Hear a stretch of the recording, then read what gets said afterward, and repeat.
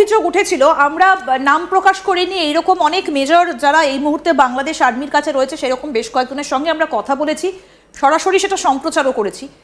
তিনি বলছেন যে সেনাবাহিনীর মধ্যে কতিপয় সেনা তারা যুক্ত রয়েছেন যারা ইউনূসের কথায় উঠছেন বসছেন, পাকিস্তানের কথায় তারা কাজ করছেন। সেনা কিছু কিছু মানুষ, সবাই নয়, তার মধ্যে লিড দিচ্ছি তো এই ফয়জুর, এই পাকিস্তানের সাথে পুরো কানেকশনটাই করেছে।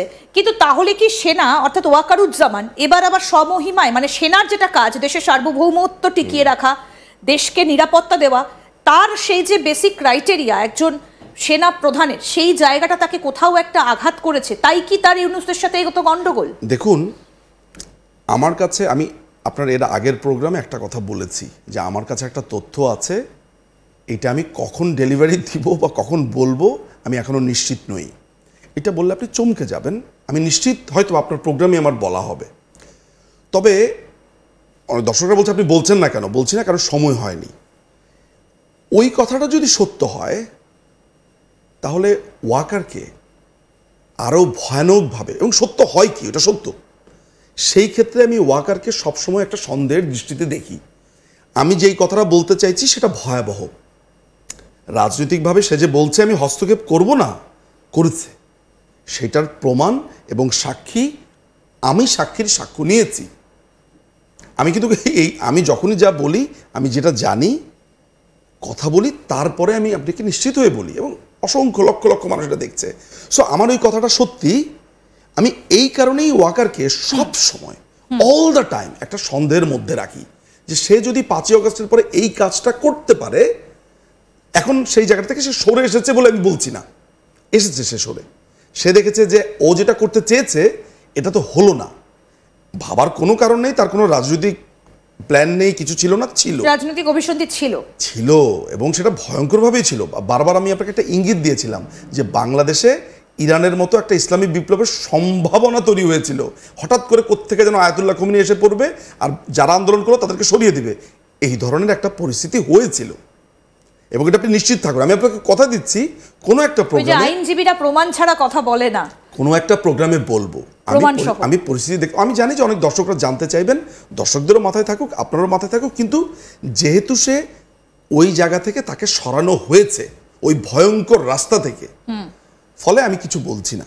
সে চাইছে যে তার চাকরির মেয়াদ শেষ হলে চলে যাবে, অর্থাৎ সে চাইছে এই মেয়াদে একটা সুষ্ঠুভাবে একটা ইলেকশন দিয়ে সে সরে যাক। কিন্তু তার তো বাইরে, তার টাকা বাইরে গেছে, সে বাইরে থাকার একটা পার্মানেন্ট পাকাপাকি ব্যবস্থা করতে চলেছে, এই কথাগুলোও তো শোনা যাচ্ছে। দেখুন, ওয়াকারের বিরুদ্ধে দুটো ব্যাপার রয়েছে। ওয়াকারকে সেনাপ্রধান হিসেবে আনবার ব্যাপারে অনেকেই বলে থাকেন তিনি প্রধানমন্ত্রীর আত্মীয়, এই সেই, আমি এই কন্টেনশনে বিশ্বাসী করি না।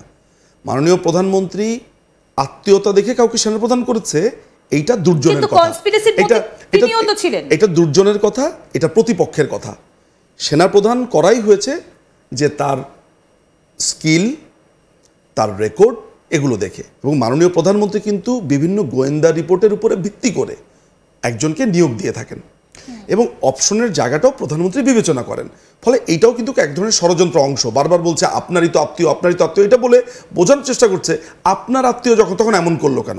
ফলে আমি এই ব্যাপারটা খুবই পরিষ্কার করি, মাননীয় প্রধানমন্ত্রী তার রিপোর্ট এবং স্কিলের ভিত্তিতে একদম আইন মেনেই দিয়েছে, নাম্বার 1। ফলে 5ই অগস্টের আগ পর্যন্ত এই ব্যাপারটা কিন্তু ছিল। 5ই অগস্টে বলা হয়ে থাকে ওয়াকার একটা হিউজ পরিমাণের অর্থ পেয়েছে এবং সেটা সে কানাডাতে পাচার করেছে। এই ধরনের একটা, কোথা থেকে এই অর্থটা, কোথা থেকে এসেছে? এই অর্থের কথা বলা হচ্ছে যে এই 5ই অগস্টে সে যে বিট্রে করেছে, এই 5ই অগস্টে তার যে ব্যর্থতা, এই ব্যর্থতাটা সুডো ব্যর্থতা, ছদ্ম ব্যর্থতা, পারত কিন্তু করেনি। এটা আমার কথা নয়, এটা বিভিন্ন সোর্সের কথা। এটা সত্যিও হতে পারে, এটা মিথ্যাও হতে পারে, কিন্তু এটা তো মিথ্যা না যে সেখানে অনেক জেনারেলরা রাজনীতিবিদদের কাছ থেকে টাকা নিয়েছে, তাদের বাড়ি লুটপাট করেছে, ক্যাপ্টেন মেজররা ডাকাতি করেছে, ধরাও পড়েছে। তো এই ধরনের ঘটনাগুলো কিন্তু ঘটেছে। এখন আমি ওয়াকারের বিরুদ্ধে অনেক কিছুই এখানে বলা সম্ভব বা বলতে পারিও, বাট আপাতত ওই ধারণাগুলো থেকে একটু দূরে রেখে শুধু এই জায়গাতে যদি ফোকাস করি যে সেনাবাহিনীর প্রধান একটা ইলেকশন দিতে চাইছেন, ইউনূস একটা ইলেকশন দিতে চাইছে না, সিম্পল অ্যাজ দ্যাট। কিছু অফিসার আছে যারা মনে করছে যে ওয়াকার যদি এইখানে থাকে তাহলে তারা যেভাবে ক্ষমতার রোডগুলোতে কাজ করতে চায় সেটা হচ্ছে না, কারণ সে একটু ট্র্যাডিশনাল, সে চাইছে যে একটা গণতান্ত্রিক প্রভাবটা বজায় থাকুক, এখানে ইনক্লুসিভ ইলেকশন, অর্থাৎ আওয়ামী লীগও থাকবে, জাতীয় পার্টি থাকবে, এখানে অন্যান্য রাজনৈতিক দল থাকবে, বিএনপি থাকবে, অন্যান্যরা থাকবে, এবং সবার জন্য লেভেল প্লেয়িং ফিল্ডটা যাতে হয়। ঠিক আছে, সেনাবাহিনীর অসংখ্য ব্যর্থতা আছে, 32 নম্বর তাদের মুখের উপরে ভেঙে দিল, রাস্তাঘাট ডাকাতি, ধর্ষণ, লুটপাট হয়েছে।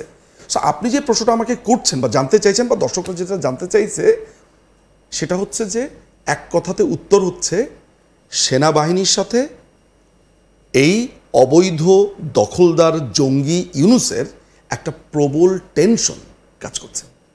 এখন সেকেন্ড কোশ্চেন আপনি আমাকে করবেন, তাহলে কি দখল হতে চলেছে? আমি আপনাকে এটা বলতে পারবো না। এই কারণে বলতে পারবো না, এখনো পর্যন্ত ওয়াকার অপেক্ষা করছে। কেন অপেক্ষা করছে আই ডোন্ট নো, তবে এইটা নিশ্চিত থাকতে পারেন, এই সরকার থাকবে না। এই সরকার কি সেনা পুরোপুরি টেক ওভার করে নেবে বলে আপনি বিশ্বাস করছেন?